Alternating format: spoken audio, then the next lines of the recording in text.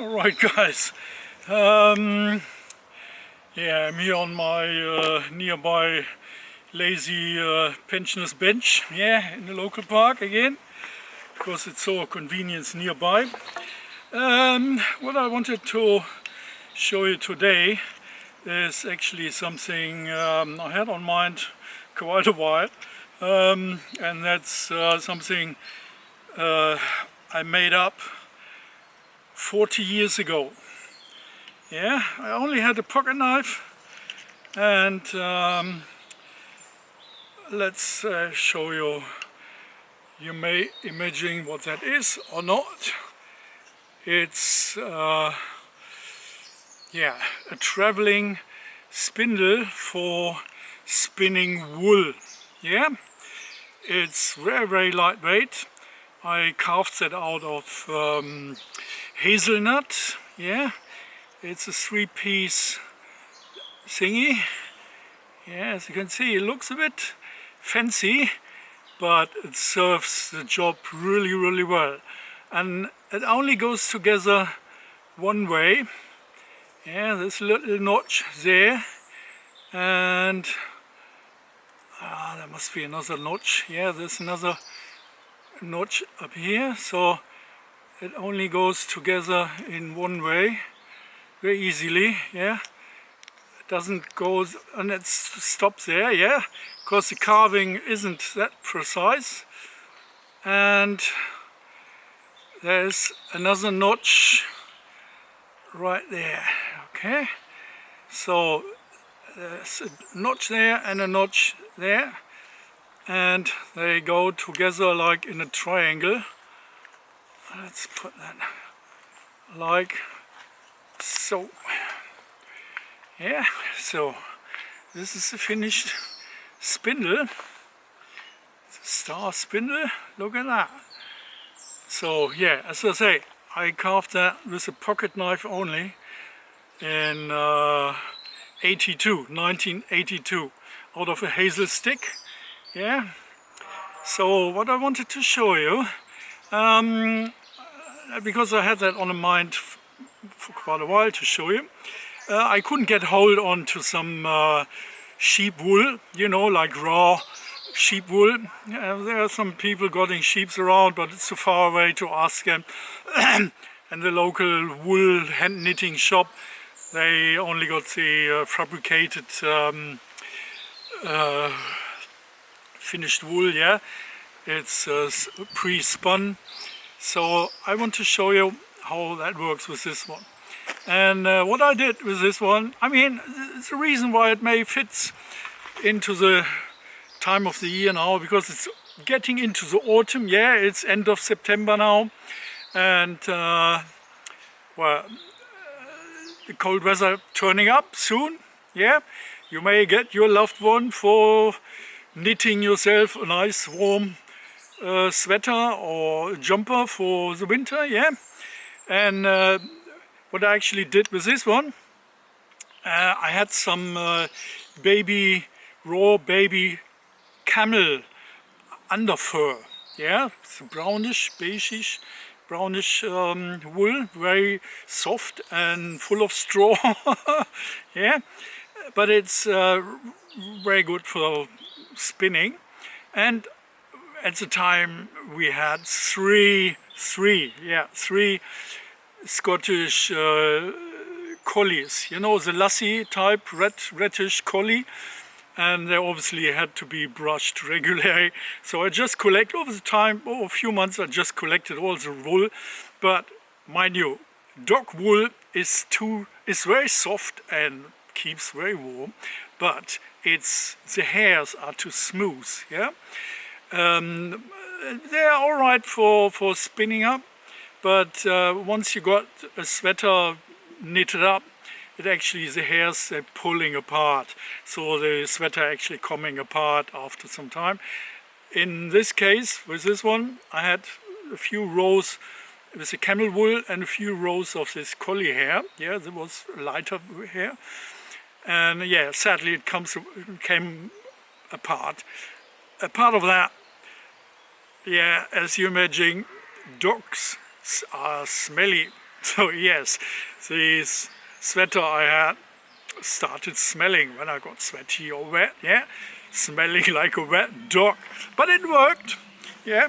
So now to keep it short, because I couldn't hold on to some raw sheep wool, I went into the local drugstore, yeah, just around the corner, and bought myself some wadding, yeah, cotton wadding, which works as well. And obviously, well, sadly, they didn't have the raw big bulk, so they only got this fluffy, you know, cosmetic thingy. But it's cotton, and it's serves well, for demonstration. It will do, yeah. So just put this a little bit apart. Actually, cotton wool is harder to spin than sheep wool, yeah. And because the sheep wool the hair's got the structure like with lots of hooky bits, yeah, like the scales. And so I give it a try. For start, I just tried to get myself a little bit start up. And now someone turns up again. Alright, he's gone now. Alright, I got my start point now. Yeah, you see, it's freely spinning. Yeah, and just give it a brief spin. It's a bit harder at the beginning, but as you can see, I just gently pull the fluff a bit further out, and then let's see, give it a spin and just yeah. Right, I got my first starting thread now, and as you can see, it's actually already going together. Yeah, that means it's over drilled, which doesn't matter for now, but I have to find a start point to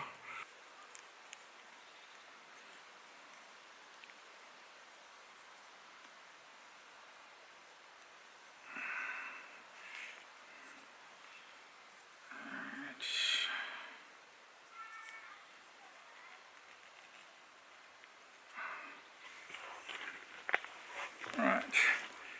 So yeah, it's the beginning is a bit, because there's not much weight on the spindle, yeah. So I going backwards, but as you can see, it's so I give it a bit, helping the thread with the right hand. Yeah, let's go a bit further back. So just give it a spin, and oops.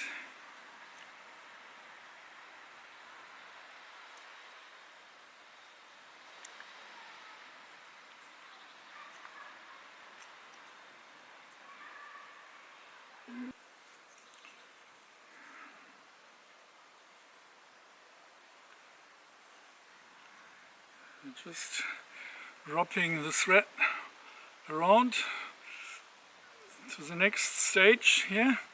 So by the time it actually collects on the bottom, yeah. So let's see, get myself another fluffy thing. Just adding to it. And just doesn't want to hook.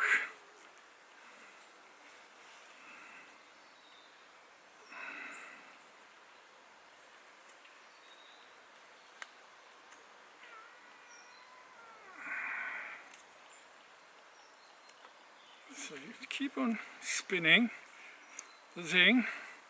Yeah, as I say, with the sheep wool, it's much easier because it's sort of, yeah, it's greasy and smooth. So the lanolin in the wool actually streams the wool out of the ball, the fluff ball, yeah. And as I say, it's a bit tricky in the beginning because there's not much weight at the bottom to have a counterweight. Yeah. But, oops, right. You get the impression on how that works. So just put that across like that. Yeah.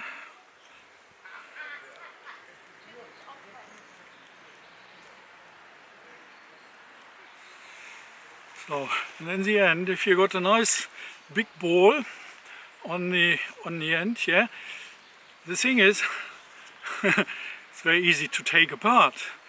Because let's imagine I got a nice big woolly ball on the end.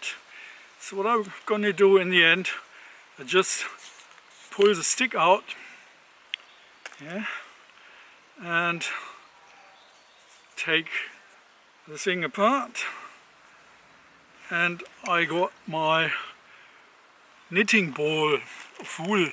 Yeah, I mean there's not much on it yet, but you get the impression. So then you can start actually knitting, knee, and you got a nice long thread. Yeah, it probably works with any sort of fluff, or you know, like basically that's how it works. As I say, it would be much easier having raw sheep wool, but this is just well, a bit of workaround for demonstration, having the cotton cosmetic fluff, yeah, this fluffy balls, but yeah, that's my traveling spinning wheel, yeah, spinning wheel on a stick. Works pretty well, and needs a bit training or getting used to it, and but I can assure you this is a very nice device if you're gonna do your own knitting project. Yeah, winter jumper, winter pullover. This is the trick. Yeah, this is a short video. I just wanted to show you what you can do with the Hazel-stick. Yeah, and this is a yeah, going into the bushcraft department. Yeah, traveling spinning yeah, spindle. It's a spindle. Yeah, you can do it with all sort of cross wooden thing. If you got a pine tree, actually, you can use the cross of the stem, yeah, and having a fixed crossover, yeah. But I wanted it as a traveling device, easy to pack away. I got that one, yeah.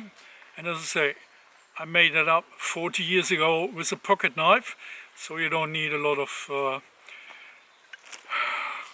effort to put into it. Dog to disappear because the dog had a bit of crap, yeah, in a dump, and the guy had to pick it up in a plastic bag. Probably, if I wouldn't have sit here, he would have left it, because it's very camouflaged in this undergrowth brownish thing. So because I can't smell it. Bloody dog shit. Anyway, so as you can see, that's what you can do on a park bench, yeah, even as an old bloody pensioner, spinning your own knitting ball, yeah, like and get someone else to knit yourself a jumper for Christmas or whatever, yeah, for the nice winter time, if you haven't done so yet. So, okay, this is a short one, a bit fun in it, and see you in a bit.